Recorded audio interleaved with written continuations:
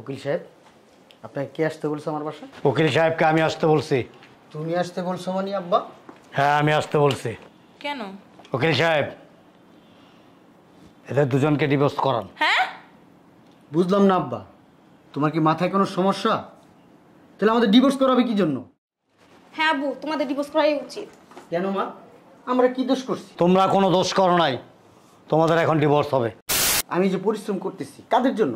আপনাদের জন্যই তো। বলেন, যা করতেছি আমার মেয়ের ভবিষ্যতের জন্য করতেছি। আমার ভবিষ্যতের প্রয়োজন নাই। উকিল সাহেব, ওনাদের দুজন ডিভোর্স করান। কি বলতেছে এগুলো মা তুমি? যা বলতেছি ঠিকই বলতেছি।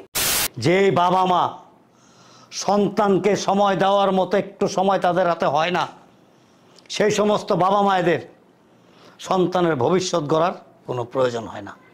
আজকে বিকালের মধ্যে সিদ্ধান্ত নেবা কোথায় থাকবা, কি করবা। এই বুয়া, গেটটা লাগাও।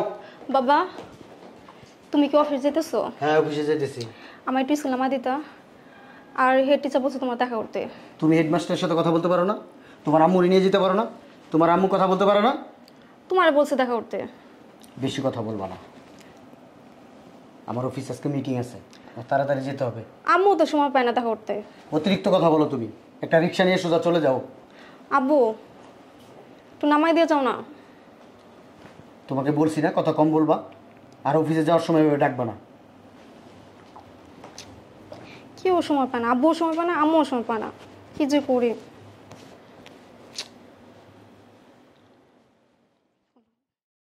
এই বুয়া, গেটটা লাগাও তো। আম্মু, তুমি কি অফিস যেতেছো? হ্যাঁ, কিছু বলবি? আমি একটু স্কুল নামাই দিয়েছো।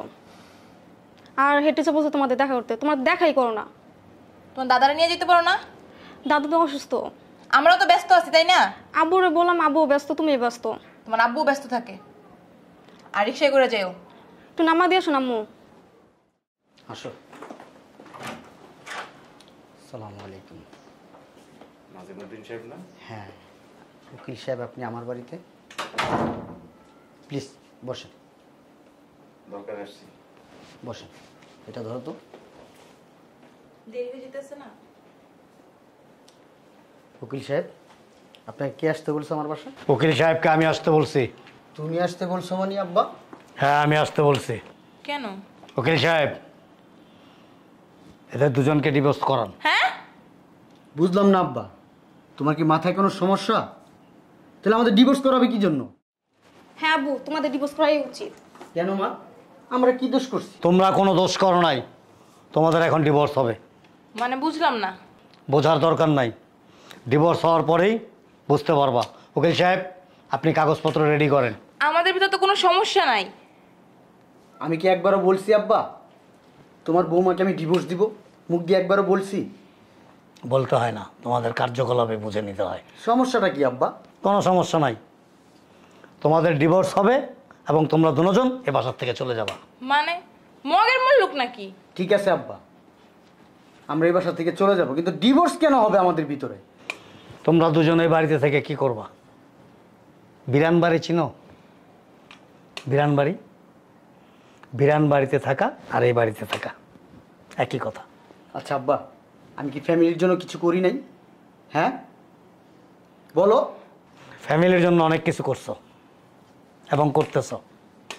সকালে ঘুম থেকে ওইটা অফিসে যাও, রাত্র 2:30, 3টা, 4টার সময় বাসায় আসো, ঘুমাইয়া পড়ো। তোমার বেগম একজন, উনিও সকালে ঘুম থেকে উঠে অফিসে যায়, রাতে কখন বাসায় আসে দেখাও যায় না। আব্বা, আমি যে পরিশ্রম করতেছি কাদের জন্য? আপনাদের জন্যই তো। বলেন, যা করতেছি আমার মেয়ের ভবিষ্যতের জন্য করতেছি। আমার ভবিষ্যতের প্রয়োজন নাই। উকিল সাহেব, ওনাদের দুজন ডিভোর্স করান। কি বলতেছে এগুলো মা তুমি? যা বলতেছি ঠিকই বলতেছি। ঠিকই বলছে, তোমাদের ডিভোর্স হওয়াই উচিত। এই যে একটা মেয়ে 13 বছর বয়স, যেদিন থেকে স্কুলে যায় সেদিন থেকে একা একা স্কুলে যায়, নিজের কাপড় নিজে ধয়, নিজের খাবার নিজে খায়, নিজের কাপড় চোপড় অনেক সময় বুয়া ধুয়ে দেয়, আবার অনেক সময় আমিও ধুয়ে দিই। আমি তো একজন অসুস্থ মানুষ, আমি কি করব? যে বাবা মা সন্তানকে সময় দেওয়ার মতো একটু সময় তাদের হাতে হয় না, সেই সমস্ত বাবা মায়েদের সন্তানের ভবিষ্যৎ গড়ার কোনো প্রয়োজন হয় না।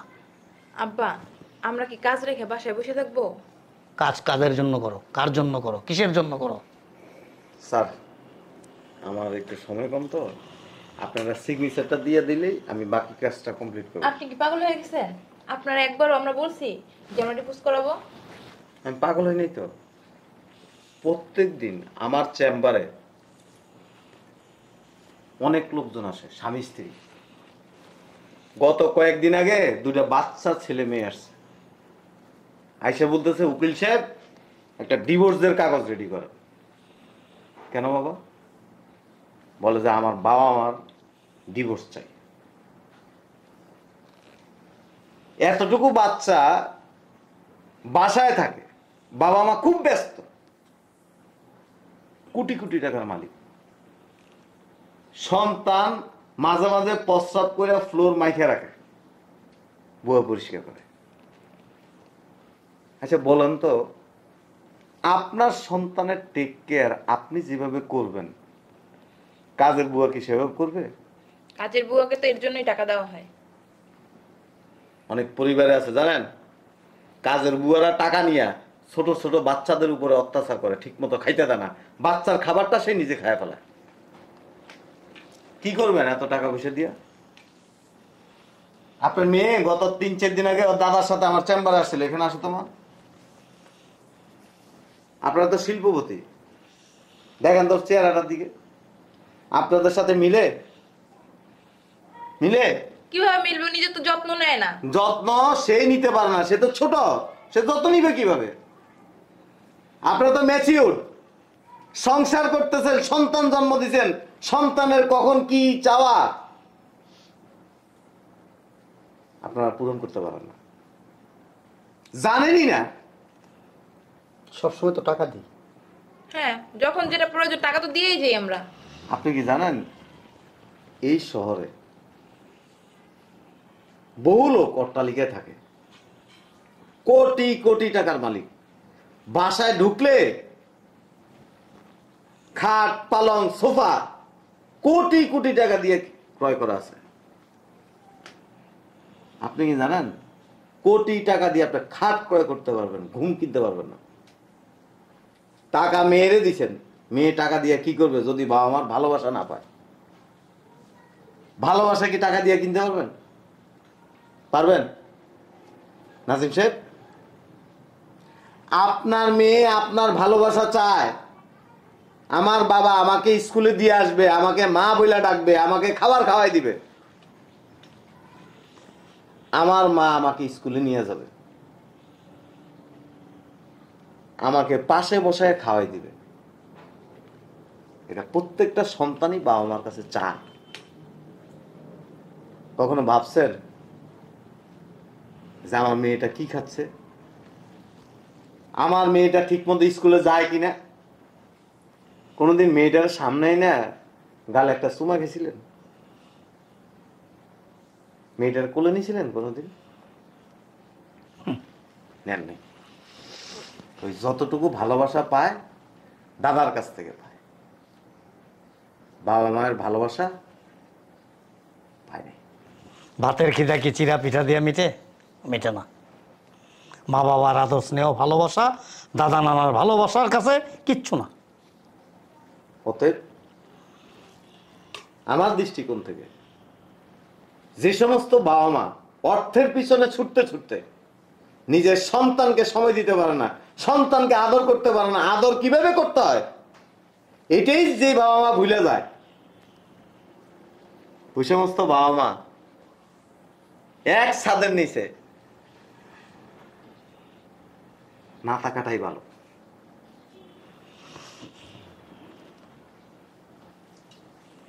ও কান্দে, অনেক বাচ্চার মারা আছে না, স্কুলে নিয়ে যায় বাচ্চাকে টিফিনের সময় খাওয়ায় দেয়, গালে চুমা খায়। সন্তান মা হাসে, আর আপনার সন্তান কি করে জানেন? দুপুরে টিফিন করে না, বেঞ্চে বসে ওই সমস্ত দৃশ্য দেখে চোখের পানি ফেলা। যতবার স্কুলে ডাকছে অভিভাবককে ডাকছে, আজ পর্যন্ত আমি মা এবং বাবা কাউকে পাঠাইতে পারি নাই। আমি গেছি, কেন যাব? কি হবে এই টাকা দিয়ে বলেন? আমার 2টা সন্তান আছে, কিন্তু আমার চেম্বারে অনেক গেস্ট আসে বিভিন্ন ঝামেলা নিয়ে। আমার মেয়ে 2টা আমার সাথে আমার চেম্বারে আসে, টেবিলের উপর বসে দুষ্টামি করে। যখন বাবা বলে না,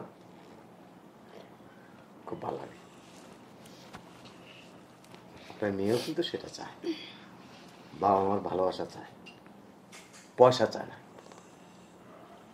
প্রয়োজনের অতিরিক্ত সম্পদ কোনো বাবা মায়ের প্রয়োজন নেই। উকিল সাহেব ওরা যথেষ্ট বুদ্ধিমান, ওনাদেরকে জ্ঞান দিয়ে লাভ নাই।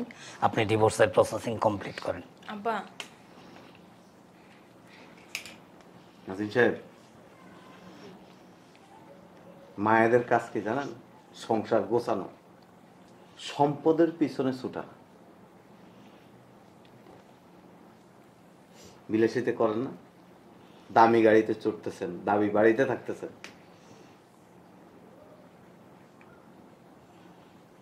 সংসারের জন্য একজনের পরিশ্রমই যথেষ্ট। আপনারা সিদ্ধান্ত নেন, অফিসে এসেন, অফিসে কথা বলুন। মেয়েটাকে ভালোবাসেন, ও বাবা ডাক্তার শুনতে চায়, বাবা মায়ের আদর চায়, সম চায়, ভালোবাসা চায়।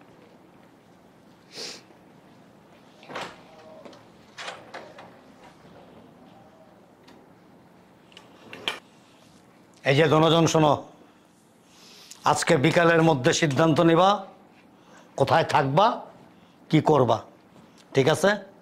দাদু ভাই, যাদের বাবা মা নাই তারা বাইচে আছে না, তারা পড়াশোনা করতেছে না, সমস্যা নাই, আমি তোমাকে স্কুলে নিয়ে যাব। আসো। আব্বা, আমার মেয়েকে আজকে থেকে আমি স্কুলে নিয়ে যাবো। আব্বা, কি হইব আব্বা? কোটি কোটি টাকা কামায়া, বিলাসী জীবন কাটায়া, বাড়ি গাড়ি দিয়ে কোনো লাভ নেই আব্বা, যদি মেয়ের একটু আদর ভালোবাসা নাই দিতে পারলাম। আব্বা, আমার মেয়েটা যদি মনে মনে কষ্টই পায় বাবা মার আদর ভালোবাসার জন্য, এর চাইতে ব্যর্থতা আর কিছু নাই আব্বা। উকিল সাহেবের কথাগুলো আমার ভিতরে খুব লাগছে আব্বা, খুব লাগছে আব্বা। শোনো, আজকে থেকে তোমার অফিস করার কোনো দরকার নেই। তুমি মেয়েটাকে দেখবা, সেই ছোটবেলার থেকে অবহেলায় মেয়েটাকে বড় করছি। মেয়েটা যখন যেটা চাইছে দিছি, কিন্তু মেয়ে মন থেকে এটা মেনে নিতে পারেনি। মেয়েও তো চায় তার বাবা তারা আদর করুক, তার মা তারা বুকে টেনে নেয়। করছি তুমি আর আমি এটা খুব বড় অন্যায় করছি, আমরা অনেক বড় অন্যায় করছি। আব্বা আপনি বসেন, আমি ওর নিয়ে যেতেছি, ওর সাথে করে নিয়ে আসবো।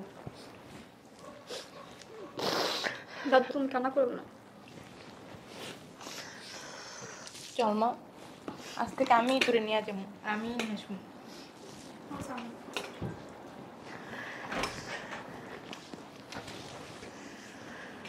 কত বড় অন্যায় করছি আমার মেয়ের সাথে। এই শুনো, আমিও যাব।